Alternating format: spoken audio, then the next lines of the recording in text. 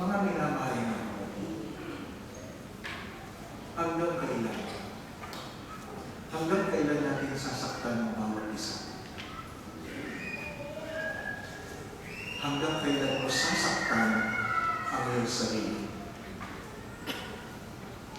Hanggang kailan mo sasaktan ang iyong sarili? Sabi nga sa lumang tipan, magulang ang kumain ng hilaw na ubas, ang mga anak ang nangasig. Magulang ang kumain ng hilaw na ubas, ang mga anak ang nangasig. It is the parents who committed the sin, but it was the children who suffers.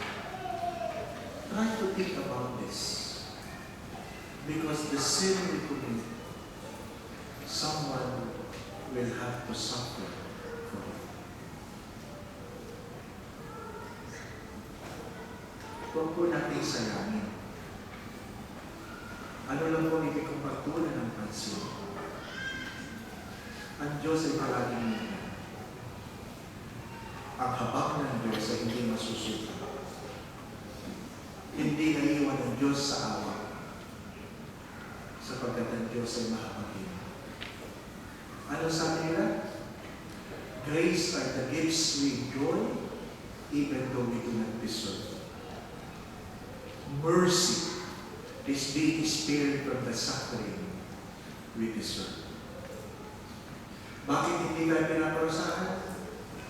Bakit hindi ka pa kinukuha? Bakit hindi ka pa hinusgahan? Sapagkat ang Diyos ay mahabagin at hindi nawawalan ng pag-asa. Kung ang Diyos ay hindi sumusuko sa iyo, huwag ka susuko sa iyong sarili. Kung ang Diyos ay hindi sumusuko sa iyong mga anak, huwag kang susuko para sa kanila. If God has not given up on you, why give up on yourself? If God has not given up on your children, don't ever give up on them. If God has not given up on your husband and your wife, and your siblings, don't give up on them. Why? Because the love of God is always greater than our sinfulness. Do not limit God by your own limitations. Amen. Let's spend a few moments of silence. And in this silence, I want you to ask the Lord for healing. Healing from the wounds brought about by your friends, by your families, betrayals of friends. Ask the Lord to heal you, to heal your memories, your bad memories. Ask the Lord to heal your wounds, but also ask the Lord to heal the wounds you have inflicted to other people.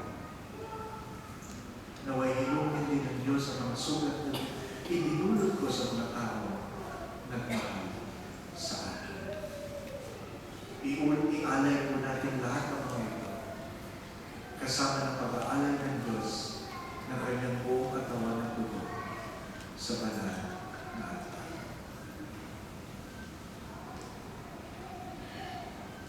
Let us sing our offertory song.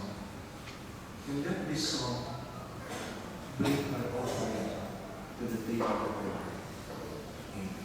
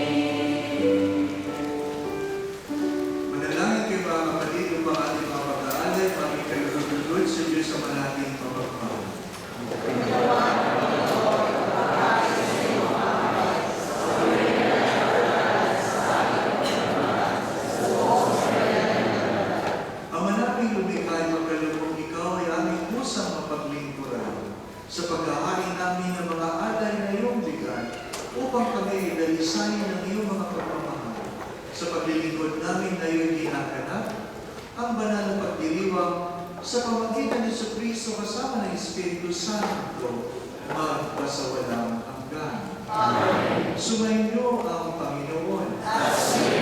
Itaas sa Diyos ang inyong mga puso at diwa. Pasalamatan natin ang Panginoon ating Diyos. Ama naming mapangyarihan, tunay nga kung marapat na ikaw ay aming pasalamatan. Pinagbibigyan mo ito'y aming maihayag, kahit na ito'y walang anumang may daragdag sa kadakilaan sa iyo ay likas. Sa pagpupuri namin, ang nakikinabang ay kami rin iyong pinakikirapan sa pamagitan ng iyong anak na minamahal. Kaya kaysa ng mga anghel na nagsisawit ng papuri sa iyo ng walang upay sa kalangitan, kami nagbubunyi sa iyo kalwa ng ating.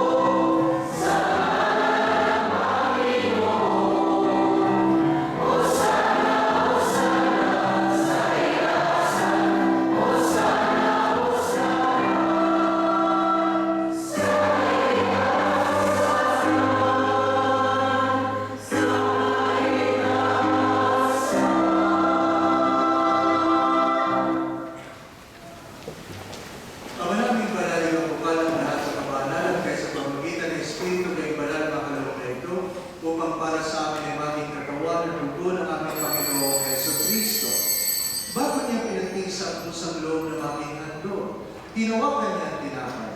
Pinasalamatan kanya, pinaghati-hati niya iyon, inibot sa kanyang mga alagad at sinabi, tanggapin ninyong lahat ito at kanin. Ito ang aking katawan na ihahandog para sa inyo.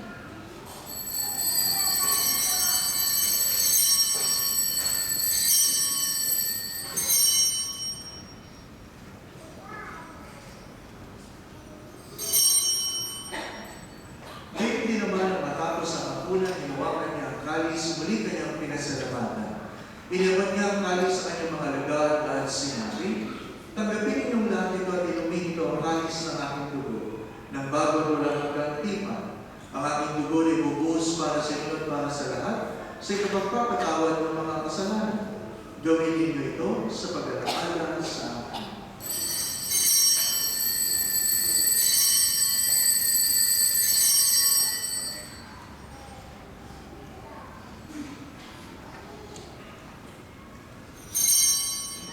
Ipagbunyi natin ang misteryo ng ating pananampalataya.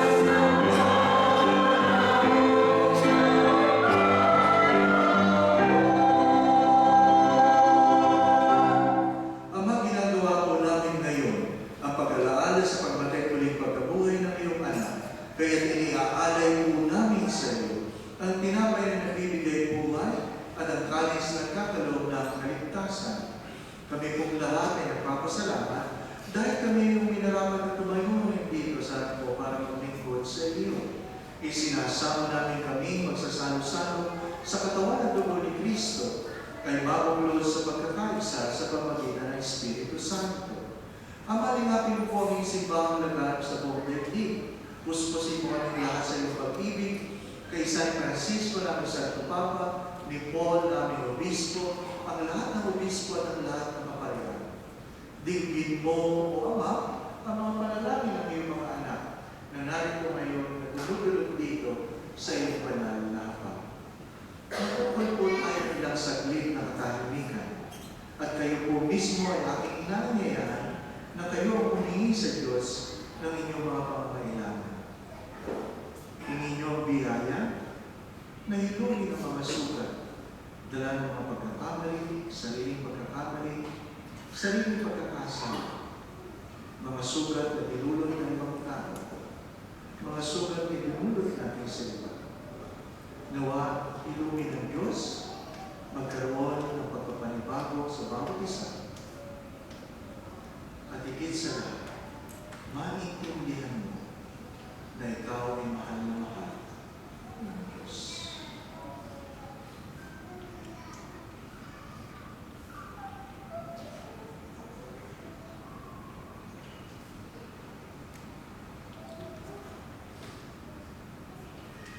Alalahanin mo rin mga kapatid namin na himlay, may pag-asa sila muling mabubuhay, gayon din ang lahat ng mga pumanan. Kawan mo sila at patuloyin silang kaliwanagan. Kawan mo maging tapatin ng nila at makasama sa iyong buhay na walang wakas. Kaysa ng mahal na Birhen Maria, ina ng Diyos. Kaysa ng San Jose, tapat ng esposo. Kaysa ng mga apostol at lahat ng mga banal na buhay dito sa daigdig na kalugod-lugod sa iyo. May pagdiwang nawa namin ang pagpupuri sa karangalan sa pamamagitan ng iyong anak na aming Panginoong Yesu Cristo. Sa pamamagitan ni Cristo, kasama niya at sa Kanya, ang lahat ng parangal at papuri ay sa iyo, Diyos Ama, makapangyarihan, kasama ng Espiritu Santo, magpasawalang hanggan.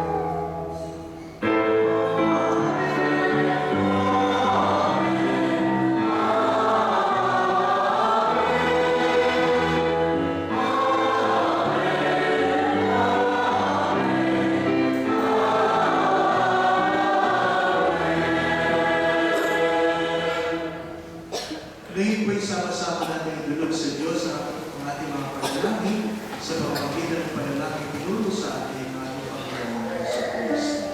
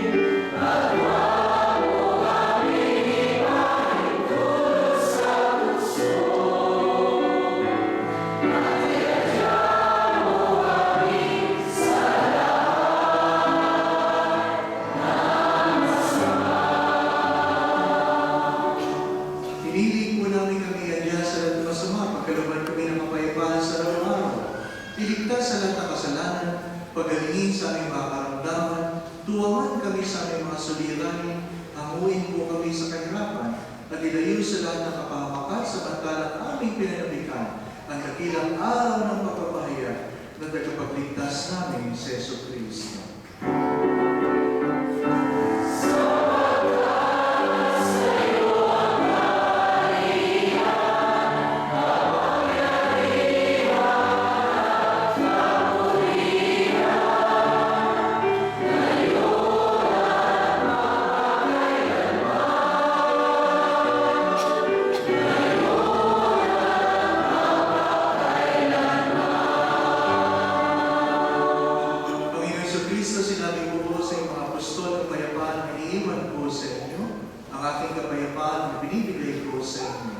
Tunghayan mo po ang aming mga pananampalataya at huwag ang aming mga pagkakasala,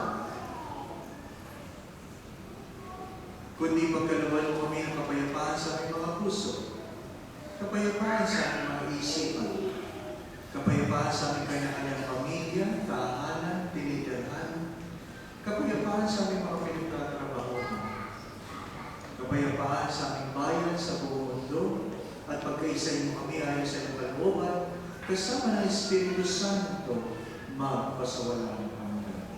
Amen. Mga kapatid, ang kapayapaan ng iyong Panginoon, nawa ay natin sumayin mo. Sa pagkakataon ito, kayo po'y aking inaanyayahan ni abot ang iyong mga palad. Huwag sa lahat, yan ang sa Panginoon. At sa bawat pag-abot, kasama sa inyong mga panalangin ng pagpapatid, sumayo ang kapayapaan, nawa ay ilumin ng Diyos ang inyong puso. Nawa ay ilumin ng Diyos.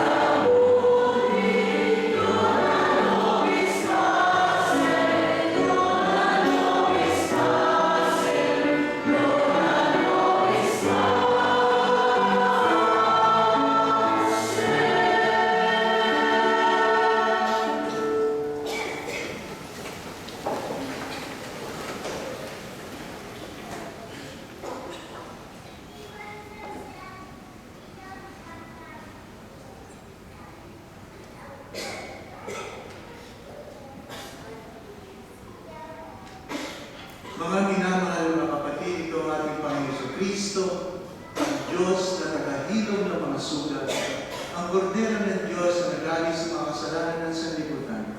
Mapapalad kayong lahat na inanyahan dito,